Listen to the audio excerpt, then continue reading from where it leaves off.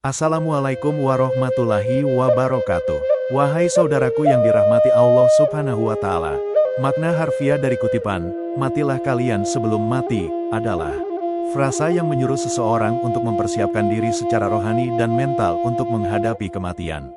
Ini bukan berarti bunuh diri, tetapi lebih kepada upaya untuk membersihkan diri dari dosa, memperbaiki akhlak, dan mendekatkan diri kepada Allah Subhanahu wa Ta'ala. Sementara ayahku dan dua murid yang mengikutinya justru menghadap Ka'bah. Hal itu dikarenakan ayahku telah menghilangkan kekitaan serta keakuannya dan menjadi fana. Wujud mereka bertiga telah mati dan telah meneguk cahaya Tuhan. Matilah kalian sebelum kalian mati. Mereka telah menyatu dengan cahaya Allah. Semua orang yang memalingkan wajahnya dari cahaya Allah dan menghadapkan wajahnya ke tembok, maka mereka menghadapkan punggungnya kepada kiblat. Karena cahaya Allah adalah kiblat yang sebenarnya, cahaya Allah adalah roh dari kiblat. Siapa saja yang menghadap Ka'bah, ketahuilah bahwa Nabi Muhammad telah menjadikan Ka'bah sebagai kiblat dunia. Jika Ka'bah adalah kiblat dunia, maka yang lebih utama adalah ketika Ka'bah menjadi kiblat bagi seseorang. Nabi Muhammad SAW pernah menegur seorang sahabat dan berkata, "Aku memanggilmu, mengapa kamu tak datang?" Sahabat itu menjawab, "Aku sedang khusyuk salat."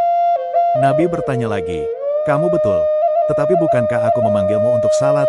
Sahabat itu menjawab, "Aku pasrah." Maulana Rumi berkata, "Ada baiknya kamu untuk selalu merasa tidak mampu setiap saat, dan menganggap dirimu tidak mampu meski sebenarnya kamu mampu, seperti saat kamu benar-benar tidak mampu. Hal itu karena di atas kemampuanmu, ada kemampuan yang lebih besar, dan kamu akan selalu takluk oleh Allah dalam kondisi apapun. Dalam hal ini, kamu tidak terbagi menjadi dua. Terkadang mampu dan terkadang tidak mampu. Kamu melihat ada kemampuan dalam dirimu, tapi selalu menganggap dirimu tidak mampu, tidak memiliki tangan dan kaki, lemah tak berdaya. Apa yang bisa dilakukan oleh orang yang lemah ini, saat ia melihat singa-singa, seluruh harimau, semua buaya lemah dan gemetaran dadapan Allah. Segenap langit dan bumi tunduk dan takluk pada hukumnya. Dia adalah Raja yang agung.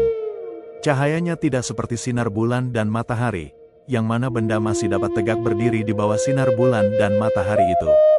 Akan tetapi, saat cahayanya terpancar tanpa ada selubung, tidak akan ada lagi langit, tidak pula bumi, tidak ada matahari, tidak juga bulan, tidak ada lagi yang tersisa selain Sang Raja. Dengan maksud bergurau, memasukkan tangannya ke dalam saku dan tas hambanya yang khusus itu, seraya berkata, "Apa yang dimiliki oleh hamba yang kagum kepadaku dan melebur ke dalam keindahanku ini?" Raja memungut kisyas dan buku yang dititipkan oleh rakyat kepadanya. Setelah selesai membaca semuanya, Sang Raja kemudian memerintahkan untuk mengabulkan semua harapan dan keinginan yang tercatat dalam tulisan itu dengan menulis di atasnya. Lalu Raja mengembalikan ke dalam tas hambanya yang khusus itu. Demikianlah, Sang Raja mengabulkan segala harapan dan keinginan semua orang tanpa perlu dituturkan oleh hambanya tersebut, dan tanpa ada satu keinginan pun yang ditolak. Bahkan mereka mendapatkan yang diinginkan berlipat ganda dan jauh lebih banyak dari yang mereka harapkan. Sementara para hamba lainnya yang sadar, dan mampu menyampaikan kisyas rakyat di hadapan Baginda Raja, jarang dan bahkan sedikit sekali yang dikabulkan. Mungkin hanya 1 dari 100 harapan dan impian yang mereka sampaikan. Konsep ini menekankan pentingnya mengalahkan hawa nafsu dan keinginan duniawi yang seringkali menjadi penghalang bagi kedekatan dengan Tuhan. Proses ini bukan hanya tentang mengendalikan diri, tetapi juga tentang transformasi diri menjadi pribadi yang lebih baik, lebih dekat dengan Tuhan, dan lebih peka terhadap keindahan spiritual. Terima kasih selalu menyimak video kutipan yang bermakna ini. Semoga bermanfaat. Wassalam.